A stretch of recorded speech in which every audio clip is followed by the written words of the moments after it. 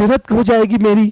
میرے آقا نے فرمایا دہیا ہاں، جو ایک مرتبہ لا الہ الا اللہ محمد رسول اللہ پڑھ لیتا ہے تو اس کلمے کے پڑھنے سے پہلے حالت کفر میں ہوئے اس کے جتنے گناہ ہوتے ہیں اللہ سب معاف کر دیتا ہے، اللہ تمہیں معاف کر دے گا۔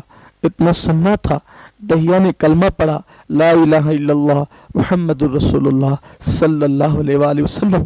جب دہیا کلمہ پڑھا تو ان کے قبیلے کے لوگ بھی کم و بیش 700 لوگ مسلمان ہوئے، لیکن جب وہ کلمہ پڑھ رہے تھے تو حضور علیہ السلام کی نثر انور جھکا لیا اور آنکھوں میں آنسو آ گئے۔ صحابہ نے پوچھا آقا آپ کے دل کی تمنا اللہ نے آج پوری کر دی، آج دہیا مسلمان ہوئے، آپ کیوں رو رہے ہیں؟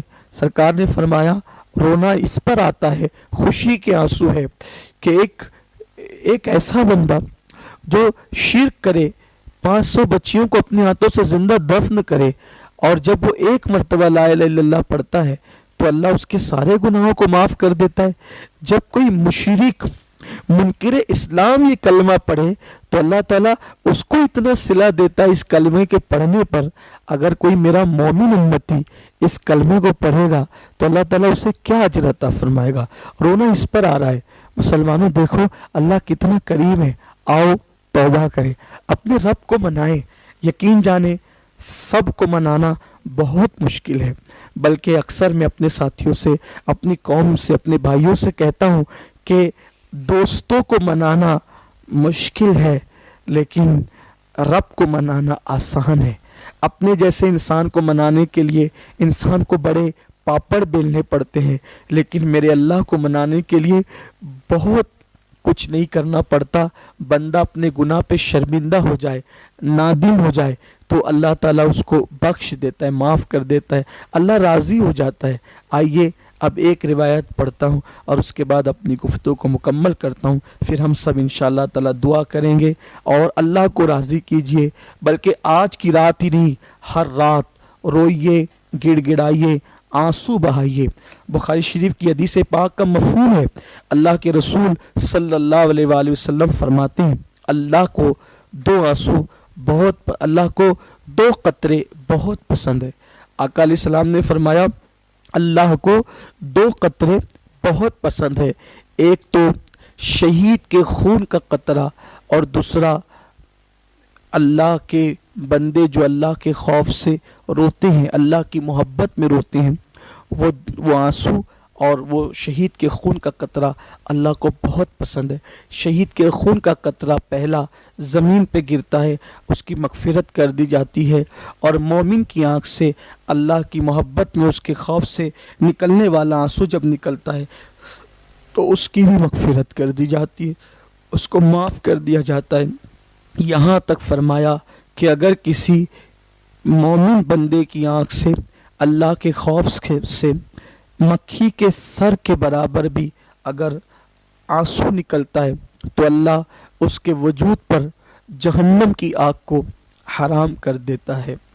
میرے پیارے آقا صلی اللہ علیہ وآلہ وسلم کے پیارے دیوانوں، آئیے اب ایک روایت جو پڑھنی تھی وہ یہ کہ اللہ کو منانے والوں نے کس طریقے سے بنایا اور اللہ کیسے راضی ہوتا ہے۔ روایتوں میں آتا یہ حدیث پاک ہی ہے کہ ایک شخص پوری زندگی گناہوں میں اور پاپ میں گزارتا ہے، حتیٰ کہ اس کی پوری زندگی گناہوں میں گزر جاتی ہے اور اس کی موت کا وقت آ پڑتا ہے۔ جب اس کی موت کا وقت آتا ہے تو وہ اپنی ماں کو یا اپنی بیٹوں کو بلا کر، رشتہ داروں کو بلا کر کہتا ہے کہ میں نے پوری زندگی گناہوں میں گزاری اور میں نے کبھی نیکی نہیں کی، کوئی پرہیزگاری میں نے اختیار نہیں کی، تو جب میرا انتقال ہو جائے گا تو مجھے جلا دینا اور جلا کر میری خاک مشرق و مغرب میں، ہواؤں میں، دریاؤں میں اڑا دینا، بہا دینا۔ چونکہ پرزور اس کی یہ نصیحت تھی اس لیے گھر والوں کو مجبوراً ایسا کرنا پڑا۔ پھر جب اس کی راکھ اڑ گئی جنگل و بیابان میں تو قدرت کے لیے کیا مشکل ہے، جب وہ مٹی سے اور بلکہ پانی کے قطرے سے انسان پیدا کر دیتا ہے تو اس کے لیے کیا مشکل ہے۔ اس نے راکھ کو جمع ہونے کا حکم دیا اور پھر اس بندے کو اللہ نے زندہ کیا اور فرمایا کہ بندے بتا تو نے ایسا کیوں کیا، بندے بتا تو نے ایسا کیوں کیا۔ اس بندے نے عرض کیا مولا میں چونکہ بہت گنہگار تھا، میں نے تیرے خوف کی وجہ سے ایسا کیا۔ تو اللہ نے فرمایا تو نے مجھ سے ڈرا، میرے خوف سے ایسا تو نے کیا، جا تیری اسی ادا پر میں نے تجھے بخش دیا۔ ایک حدیث پاک میں آتا ہے کہ اللہ کے رسول علیہ السلام ایک مرتبہ صحابہ کرام کے سامنے گناہ کے حوالے سے گفتگو کر رہے تھے کہ گناہ کا عذاب کیا ہے۔ ان میں ایک حبشی اٹھتے ہیں اور اٹھنے کے بعد کہتے ہیں کہ یا رسول اللہ صلی اللہ علیہ وآلہ وسلم، میں نے جتنے گناہ کیے ہیں میں اللہ کی بارگاہ میں توبہ کرتا ہوں، آپ گواہ ہیں میں توبہ کرتا ہوں۔ آقا علیہ السلام نے تصدیق فرمائی۔ پھر انہوں نے پوچھا یا رسول اللہ کیا جس وقت میں گناہ کر رہا تھا تو میرے گناہ کرتے وقت میرے اللہ نے وہ میرے گناہ کو دیکھا، جب میں گناہ کر رہا تھا تو اللہ نے اس گناہ کو دیکھا؟ سرکار اسلام نے فرمایا ہاں، جب تم کیا بلکہ کوئی بھی گناہ کرتا ہے تو اللہ اس کو دیکھ رہا ہوتا ہے۔ اتنا سننا تھا کہ اس حبشی جوان نے کہا کیا مجھے گناہ کرتے ہوئے اللہ نے دیکھ لیا؟ اللہ کے رسول نے فرمایا ہاں۔ تو اس نے زور سے چیخ ماری اور وہ زمین پہ گر پڑا، اور جب وہ زمین پہ گر پڑا تو پھر لوگوں نے اس کو اٹھانے کی کوشش کی تو اس کی روح پرواز کر چکی تھی۔ اس وقت اللہ کے حبیب صلی اللہ علیہ وآلہ وسلم نے فرمایا اگر زمین کے اوپر کسی جنتی کو دیکھنا ہے اس شخص کو دیکھ لو۔ میرے آقا صلی اللہ علیہ وسلم کے دیوانوں، آئیے اللہ کو منانا آسان ہے، روئیے، گڑ گڑائیے، اس کی بارگاہ میں رجوع کیجئے اور آج سے عہد کیجئے خدا کے لیے۔ جہاں جہاں تک میری آواز پہنچ رہی ہے سب مومنین مومنات سے میری گزارش ہے آج سے عہد کیجئے کہ کبھی نماز سے ہم کوتاہی نہیں کریں گے۔ آج دعا کی قبولیت کی رات ہے اور اذان کی بے حرمتی نہیں کریں گے، یعنی جب اذان ہوگی چپ ہو جائیں گے، اذان کا جواب دیں گے، نمازوں کو ان کے وقتوں پر ادا کریں گے۔ انشاءاللہ مجھے امید ہے کہ کرونا وائرس کی یہ وبا ختم ہو جائے گی، جلد ختم ہو جائے گی انشاءاللہ، پوری دنیا سے ختم ہوگی، پوری دنیا راحت کی سانس لے گی انشاءاللہ۔ یاد رکھنا کبھی اللہ سے مایوس نہیں ہونا، مصیبت بڑی نہیں ہے، مصیبت دور کرنے والا خدا بڑا ہے۔ اور اگر ایک بات یہ بھی کہوں، اللہ نہ کرے، میں بات ختم کرنے لگا تھا لیکن ضروری سمجھتا ہوں آج یہ بات کہنا، اللہ نہ کرے، اللہ نہ کرے، 100 بار نہ کرے، کروڑوں بار نہ کرے، کبھی نہ کرے کہ آپ کو یا آپ کے خاندان میں سے کسی کو اگر کرونا وائرس کا مرض ہوتا ہے تو یہ جو باتیں آ رہی ہیں نا کہ کرونا ہوا تو ڈر کے مارے لوگ خودکشی کر لیے، کسی نے خودکشی تک کر لی، ایسا نہیں کریں۔ آپ اللہ نہ کرے اگر یہ مرض ہوتا ہے یا مرض کی علامت پائی جاتی ہے، آپ خود ڈاکٹروں کے پاس جائیں، ڈاکٹروں سے رابطہ کریں، بتائیں۔ آپ مرض چھپاؤ گے تو دوسروں کو بھی لگ سکتا ہے، دوسرے بھی مصیبت میں آ سکتے ہیں۔ ہماری بستی ہمیں عزیز ہے، ہمارا ملک ہندوستان ہمیں عزیز ہے، ہمیں جو ہے وہ اس کو چھپانا نہیں ہے بلکہ ڈاکٹروں کو بتانا ہے، اس کا علاج کرانا ہے۔ اگر ڈاکٹرز مشورہ دیتے ہیں کہ آپ کے خاندان والوں کو جو ہے وہ کوارنٹائن ہونے کا تو آپ ان کے مشورے پر عمل کریں، اپنی مرضی نہ چلائیں۔ اور یاد رکھیں جس نے بیماری دی ہے وہ شفا بھی دے گا۔ یہ جو سننے میں آتا ہے کہ لوگ کرونا کے خوف سے خودکشی کر رہے ہیں، بھاگے بھاگے پھر رہے ہیں ادھر ادھر، یہ سب نہ کریں۔ دیکھیے قرآن مقدس میں حضرت سیدنا ایوب علیہ السلام کی بیماری کا واقعہ موجود ہے۔ مایوس نہیں ہونا، بیماری آتی ہے شفا مل جائے گی، اگر بیماری آتی ہے شفا مل جائے گی اللہ آپ کے گناہ معاف کرے گا۔ بیماری آ کر جائے گی تو آپ کے گناہ معاف ہو جائیں گے اس مصیبت میں، اور اللہ نہ کرے، ہزار بار نہ کرے، اگر وبائی بیماری میں کوئی انتقال کر جاتا ہے، مر جاتا ہے نا، تو اللہ تعالیٰ اس کو شہادت کا درجہ عطا فرماتا ہے، بیٹھے بٹھائے بستر پہ اس کو شہادت کا درجہ ملے گا۔ اس لیے خودکشی کرنے کی ضرورت نہیں ہے، بھاگے بھاگے پھرنے کی ضرورت نہیں ہے، اب مرض چھپانے کی ضرورت نہیں ہے، مرض چھپاؤ گے تو اور لوگوں کا اس میں نقصان ہوگا۔ مالیگاؤں والوں سے میری خصوصی گزارش ہے، جو لوگ مجھے سن رہے ہیں اپنے گھروں میں بیٹھ کر کے جو سن رہے ہیں، میری گزارش ہے اللہ نہ کرے اگر ایسا ہو آپ خود جائیں، کیونکہ یہ کوئی عیب نہیں ہے۔ اللہ نہ کرے اگر کسی کو اللہ نے بیماری دی تو یہ کوئی عیب نہیں ہے، آپ اس کو عیب نہیں سمجھے، اب اپنے ہاتھ میں ہی نہیں ہے نا، یہ تو ڈاکٹر کے پاس جائیں، علاج کرائیں، اللہ شفا دے، اچھے ہو جاؤ گے انشاءاللہ، اچھے ہو جاؤ گے تو آپ کے سب گناہ بخشی دیے جائیں گے۔